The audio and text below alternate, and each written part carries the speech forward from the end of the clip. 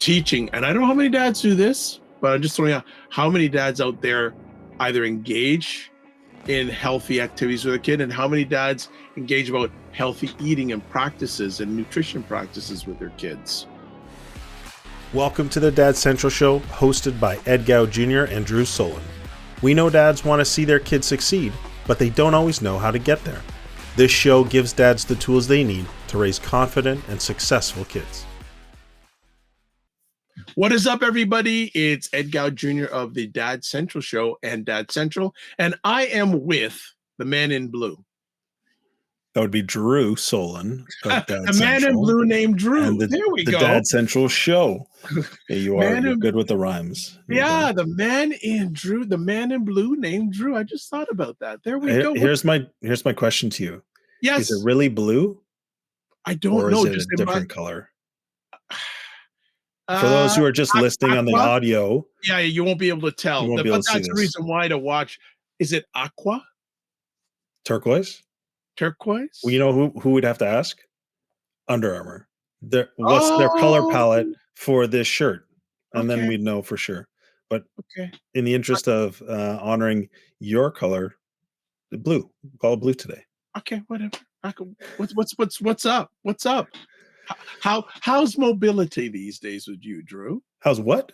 Mobility. Mobility? Yes. What does that mean? Oh, come on. Okay. Whoa, I get it. It took me a while. I'm a little bit slow. So what you're doing is a little shot at the guy who said on the last time we talked when we recorded, and we apologize. It's been a long time since Ed and I have been together recording, so it might take us a little while to get through this, reconnect. But you're talking about the fact that I said I was going back to playing baseball. Yes. And I did go back to playing baseball. Yes. And sure enough, in that first game, I pulled a hip flexor. Mm-hmm. And then rehabbed, got back. And then 2 games later, I've now pulled my left hamstring. Ouch. So my mobility is limited in terms of, getting out and running and doing some of those things, but I can get around perfectly fine, just so you know. Yeah, walking is fine, but no, I don't make assumptions. I got to ask. So walking is now fine. On Sunday, it was not so good. Sunday night is when the game was, and the first few days of the week has been challenging. All right, no problem. Well, how about you, Ed? How's your mobility? My mobility is fine, but first and foremost, the Dad Central Show is sponsored by Dove Men Plus Care. Dove Men Plus Care believes that care is the best of a man, and when men care for themselves and others, there's a positive impact. So, my mobility is fine, actually. You know what? Actually, a day or so ago, it wasn't too good because I have some sort of muscle tightness in the lower part of my back on the right-hand side. So I have a little portable electronic machine that loosens up muscles and stimulates, and I do a lot of stretching and back exercises, and I'm getting back into working out 2 or 3 times a week, which is very good. So mobility physically and emotionally is not too bad right now. So we're okay. We're okay. I've experienced a pulled hamstring. Not fun. Not fun, because there were days I used to play baseball and I remember pulling a hamstring, and you wait and you go out in field and you do a run and and it's like it's like I can't move. And it's a terrible, for me, I remember it because it's like a snap or just a hard, and just going, wow, that initial pain is not fun, and the tightness around it. I feel your pain. Well, it's interesting you talked about the emotional mobility. So what I find is, as somebody who's, I played competitive sports, played at a pretty high level, not professional, but pretty close, and tried to maintain my physical health throughout the most of my life. When I was 34, unfortunately, I ruptured my Achilles, had to have surgically repaired. I chose to have it surgically repaired because I wanted to still be, active the rest of my life. And since then, I've kind of regained and even increased some of my physical capabilities. But it's emotionally hard to go from this place of, when I'm competitive playing a sport, my mind says you go all out. Physically, my body has definitely not been training at the same level of intensity as it was back then, but my mind somehow still thinks it can do it. And so that's the challenge in terms of the emotional ability, in terms of the adjust. Okay, so how do you play sports competitively but not go all out at this as I grow older? I'm not old, but as I grow older and my body ages, and so I think it's an interesting point you bring up in terms of emotional ability. How do I shift that? But then also now having these injuries, which as an athlete back in the day, the hardest part of I think the sport was actually not being able to play it through injury. I was fortunate. I only missed one game in 5 years of football because of Congratulations. injury. I had lots of smaller injuries, but none of them kept me out. I could still compete. So that's a hard part in terms of not contributing or not playing is a hard one. Just in terms of that emotional mobility and have when you think about now my life is very different outside of the sport and injury. So when I have an injury now, I still have work.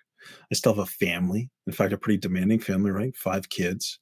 And of course, there's the ongoing situation that I'd been experiencing with my ex-wife, which was, heading toward a significant trial and the emotional bandwidth and energy that was required to be able to do that.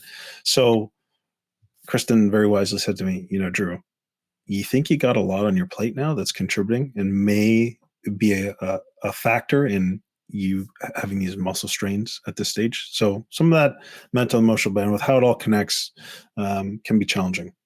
I just Absolutely. acknowledge that. Yeah, yeah, absolutely. So that's good banter that leads into our conversation today.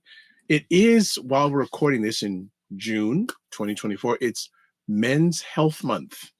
So Drew and I said, why don't we have a conversation about men's health and the importance of men's health, and also to dads, fathers, male caregivers, and to their families. So that's what we landed on today. We're bantering, but we get a little bit more focus. It's also the month of Father's Day.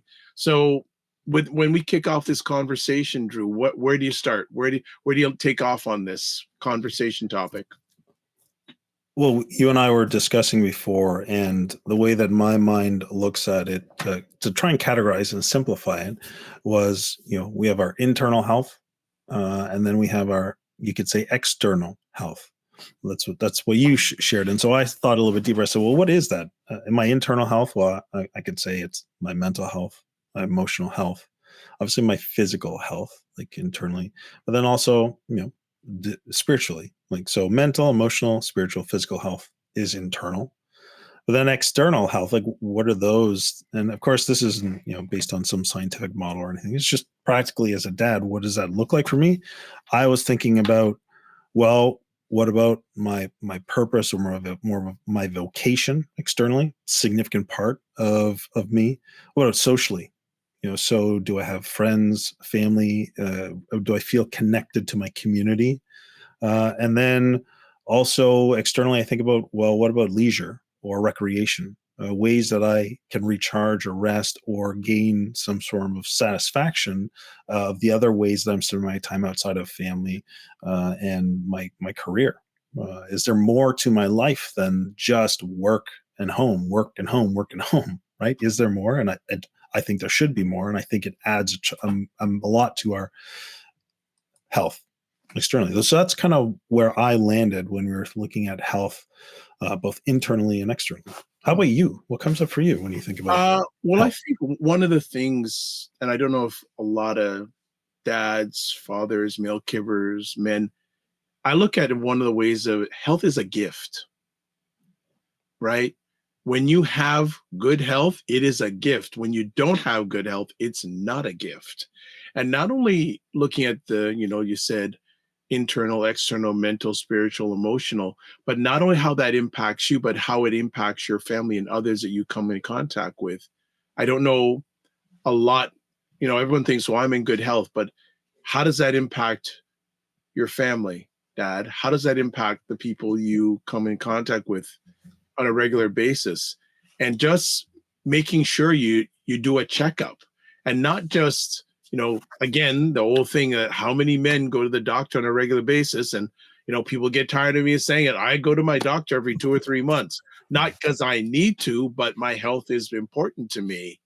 And I think that we need to realize even more so now how you hear the term so much, self-care has become, especially since during and post-pandemic, has become a term you hear so much. You know, yes, it's Men's Health Month, but what are men, dads, and fathers doing for their health? It's really, really important, and breaking that stigma, saying, "Oh, I'm always okay." You know, very few times we're perfect in this journey called life, and just being able to realize, I've got to take myself seriously because, if I'm a dad, male caregiver, I'm probably not going to live out my children. So, suggestion, Dad, why don't you set up, whether it's, in the areas of mental, physical, emotional, spiritually, set yourself up the best you can in those areas, because you also are having impact as a person in all those children's lives. That's who they're looking at first. That's who they see the most. And a lot of times they're going to replicate what you've done. They'll replicate it and amplify it. So that's Yeah. where I'm coming from a little bit there. Hmm. Yeah. And the way that you share about that perspective really sparked a couple different thoughts for me. And really the impact on those around us of our health. And do we consciously think about that? Are we consciously aware? And we talk a lot in this show about being very intentional, um, but that awareness of when I'm not intentional with my health, how that's being perceived, and how it's impacting those around me, versus when I am intentional, how is it being perceived, and what type of impact is it having? And you've shared previously on the show about your father. That's a story you shared about where your father had to go in for heart surgery, and the impact just that experience had on you, and the importance of that. So yeah, that's not something that I often think about, as far as how is my health and my health journey impacting everyone else around me. So, but that's Yeah. important. Yeah, because if you are a dad, it's bigger than you. Mhm. It's really bigger than you, and you've got to really, I say, take a checkup from the neck up, but also take a checkup from the neck down. But I think check up from the neck up first, to just say, you know what, I got to realize this, and I'm not going to be around forever, and how can I be the best in all those areas, the healthiest in all those areas that you shared a little bit earlier on, for my kids and my family, Mhm. setting up that, actually almost like generational health. Here's Mhm. the term, generational health, how you can set up the best health in all those areas, making and being intentional about it, and also teaching. And I don't know how many dads do this, but I'm just throwing out, how many dads out there either engage in healthy activities with a kid, and how many dads engage about healthy eating and practices and nutrition practices with their kids. Mhm. Yeah, very well said. A couple of thoughts come to mind, or quotes. Much more is caught than taught.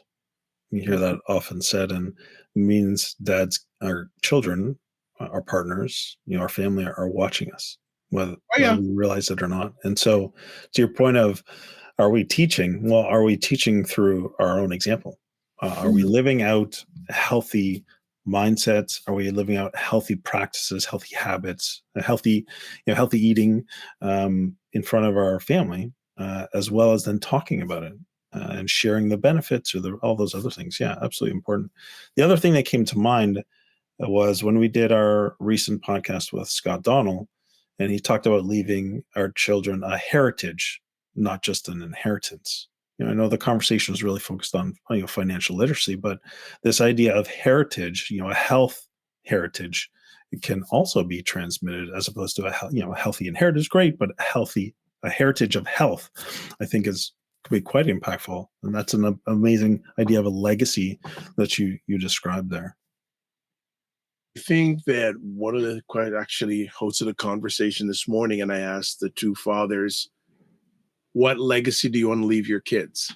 And it was interesting because when they asked that, either they hadn't been asked that before, or they hadn't been asked that in a while, and they paused for a good 30 seconds before they answered on that. So, I just want to entail in, like, what healthy legacy are you leaving for your children, dads, fathers, and male caregivers? Not only in the health, but, nutrition, emotional, spiritual, financial. That's all part of the makeup. Hmm. And I think it's a serious subject, and it's one that we all, who all are in this space, we have to really take seriously, because it's challenging more than ever for dads, fathers, and male caregivers out there. It's not easy, and it leans into another area of when I think about. I look at people in three areas: health, wealth, and relationships. Health, wealth, and relationships. So, especially in the area, and Drew really drives this home a lot about having that community of dads will help you have health in a lot of different areas, but having that healthy relationship with, if you're raising childhood children on your own, do you have that support? And if you're raising with a partner, you still need that community. Are you a dad who feels like you're juggling a million things at once? Balancing work, family, and personal goals can be overwhelming. But what if there was a solution? That's why we created our new fatherhood community called Dad Mentor. For over 20 years, Dad Central has built practical tools to help dads. We understand the challenges you face and provide the support you need to thrive. The biggest complaint we hear from dads is there's no dedicated support for their specific needs. But not anymore. Our new community, called Dad Mentor, is here to transform your fatherhood experience. Imagine feeling in control, staying calm and patient when your children misbehave. Picture yourself connected to your children, guiding them with confidence and watching them succeed. When you join Dad Mentor, you'll have access to a community of like-minded dads committed to their dad journey, just like you. You'll also get the Dad's Roadmap. This is a step-by-step plan to help you go from unsure to unstoppable as a dad. Monthly masterclasses and Q&A sessions. You'll get answers and know exactly what to do straight from experts. Monthly group meetups that connect dads over common topics. A dad's resource library. Curated webinars, podcasts, or guides built by Dad Central to help you grow as a parent. And finally, you'll also get exclusive members-only offers and events. Now, many dads do try to do this fatherhood thing alone, only to find themselves trapped in frustration and strained relationships. Then they may turn to unhealthy coping mechanisms like drugs, alcohol, or other distractions, leaving their family and their own well-being at risk. We don't want you to reach that point of regret. Take steps to invest in you and your family today. Join Dad Mentor and go from stressed, tired, and overwhelmed to confident, calm, and connected. Join us today by going to dadcentral.ca/dads. Well, I'm curious, Ed, when I talked about internal, external health, and gave a couple of the areas that stood out to me, there are barriers or challenges, and you just identified the challenges. So I'm going to ask you to get maybe a little personal here. When you look back on your recent history of your life, what's been the greatest challenge to maintaining your health? Consistency and distractions. When I do it, I feel great. When I don't do it, I know I should be getting back to it, and sometimes getting that kickstart back. So I've, for the little period of time, was fighting a battle to get back exercising. But when I do it, it feels fantastic. When I look at my watch and see how many calories I burned, I say yes. And just doing a consistency, and I've got enough equipment here to do it. I don't have to go out and do it. So being consistent and being priority, and realizing that when I do it, it not only benefits me, but it benefits those through me. Mm-hmm. And so was there anything that was getting in the way of your ability to be consistent that you've identified? And how have you worked through that? how I've worked through it is that don't think about what happens when I don't do it, but what happens when I do it. And also don't think about also who wins when I do it.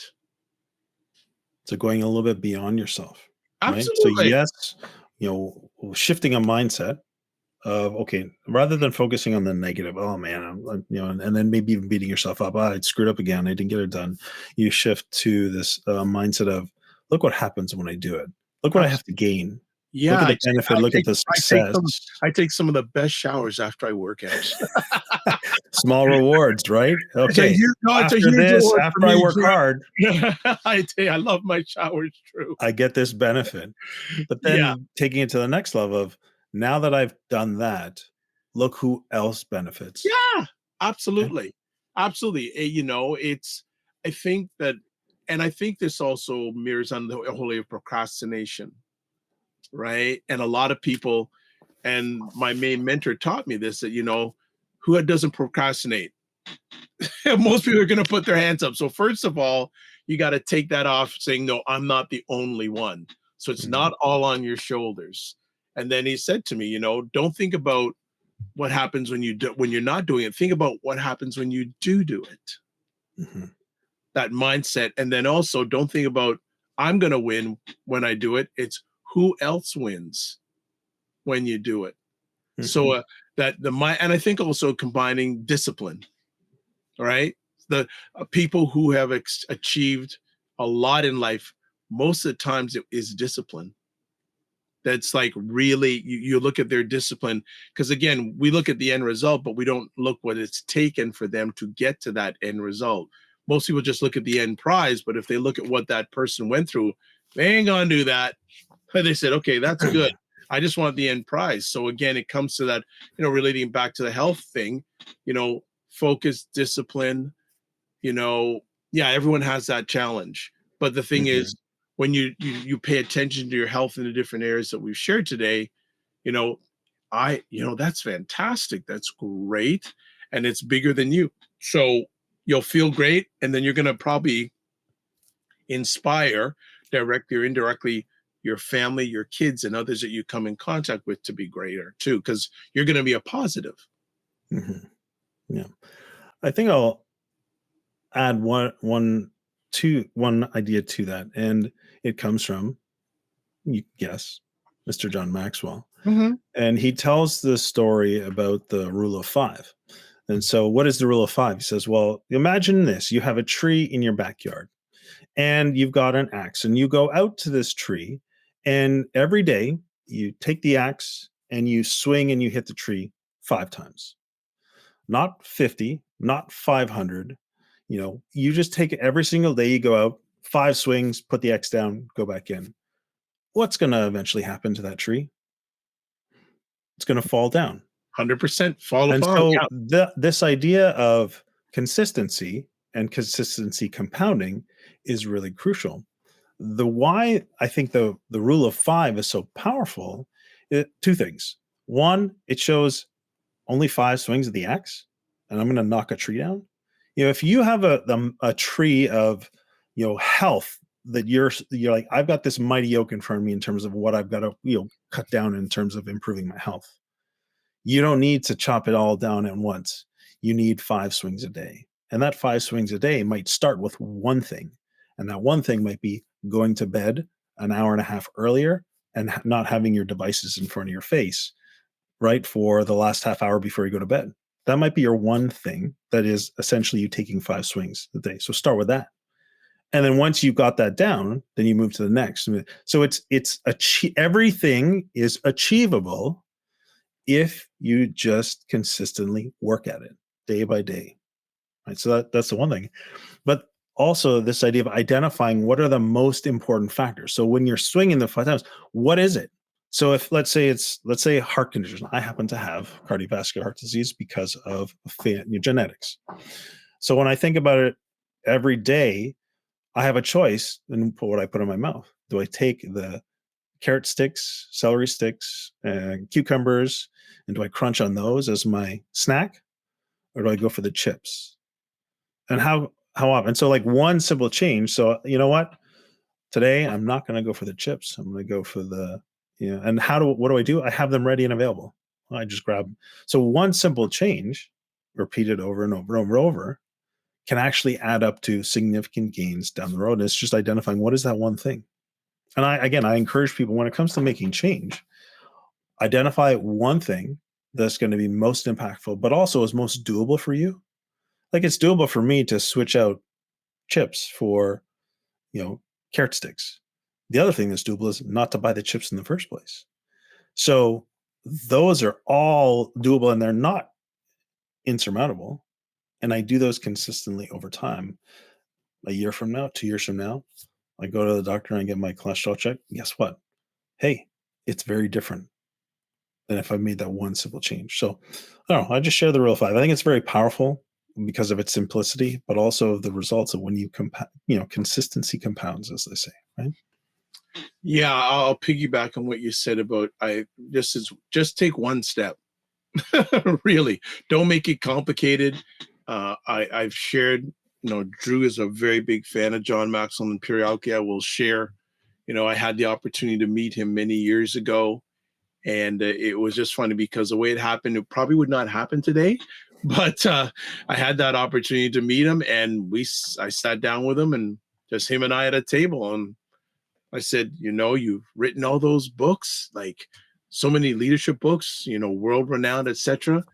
And I asked John, how did you get started? I was expecting some big, long John Maxwell response. And he said, I just started. So encouraging fathers, dads, male caregivers, men out there, when it comes to your health, just start. Just start. Just take a step. Experiment. There's nothing wrong with experimenting, because at least if it works, great. If it doesn't, at least it doesn't work and you can move on to something else. And that experimenting is just not for you, it's for your family and for your kids. So realize that you're moving in the right direction is going to have impact on others. And when you don't move, it has impact on others too. So, as many years ago, they had that company starter and they had a great t-shirt line with slogans. And one of their slogans says, it all starts with you. It all starts with you. So when it comes to your health, everyone is watching or listening, it all starts with you. Before we end off today, I wanted to throw one additional thought in there for dads. And it actually relates to this idea of external health that we were talking about. And it really, I think, relates to our career or our profession or just our work that we do, because work takes up a lot of our lives. If you are engaged in working full-time or part-time and not in the business of being at home and being a full-time parent, work is significant. And it comes from working with dads and hearing them. And one of a recent coaching clients discussions that we've been having over the past year, he's, I'd say, struggled with the career aspect, and because he hasn't felt fulfilled. And what he's realized through the coaching process is how that lack of fulfillment in his career or the work that he's doing has really significantly impacted the rest of his life. He wasn't realizing how much. And so I think that's common, though, that we can get into ruts. Whether when it comes to the work we're doing or how we're doing it, we can get into comfort zones. We can get into all these different scenarios. But I think it was important for him, and it's caused me to reflect as well. Am I feeling fulfilled in the work I'm doing? And if I'm not, how is that impacting my overall life and health? Because truthfully, when you think of mental and emotional health, if you wake up every day thinking, "Oh man, here's a grind. This isn't going to be valuable for me," or you have to really gut through it, you're not really living your best life. You're not really living as healthy as you can. And so there are many ways to move forward. But I think using the idea of what's one thing, is there one thing you can do with your work that can move you closer to fulfillment or feeling challenged? Because I believe that's one of the other things is, we need to be challenged. We need to be outside of our comfort zone. Maybe we need to be held accountable, whatever it is. The question I'd say, and I'm going to use this, what's the one question and what's the one action? The question, a dad might be asking himself, am I truly giving my best to the work that I'm doing now? And if you're not, what's one step you could take to be giving more of your best to that? Because I think just giving your best, there's something that comes from that says you can at least be satisfied. I've given my best, even if the outcome or even if the recognition isn't there for that. At least I've known I've done my best. And here's what happens. You grow in the process. And that, I think, can lead to greater fulfillment down the road. So I think it's an important point not to be missed or forgotten that, how are you spending your working hours or contribution hours to whatever it is that is, and are you giving your best? And then if not, identify one way that you can feel more energized, more fulfilled, more activated, more challenged, and go make that happen. Excellent end off. I'll just add something really, really quick to what Drew has just shared. We always hear about passion and purpose. I don't mind dads, fathers, male caregivers. I don't mind. And I want you to have a passion and a purpose. The key thing is it aligned with who you are. So on that last note, the Dad Central show is sponsored by Dove Men Plus Care. Dove Men Plus Care believes that care is the best of a man, because when men care for themselves and others, there's a positive impact. If you want to touch base with us, email-wise, podcast@dadcentral.ca. And we have something coming up very soon that we want you to really work that email address. But at this present time, give us feedback, any guest suggestions. We'd love to hear them. You can listen to the show or watch a show at dadcentral.ca/podcast. And finally, lots of free resources on the dadcentral.ca website. So as always, thank you so much for taking time, the most important thing you have in your life, to either listen or watch the show. And as always, don't just manage your time, manage your energy. Remember to give yourself grace and be well and keep the faith.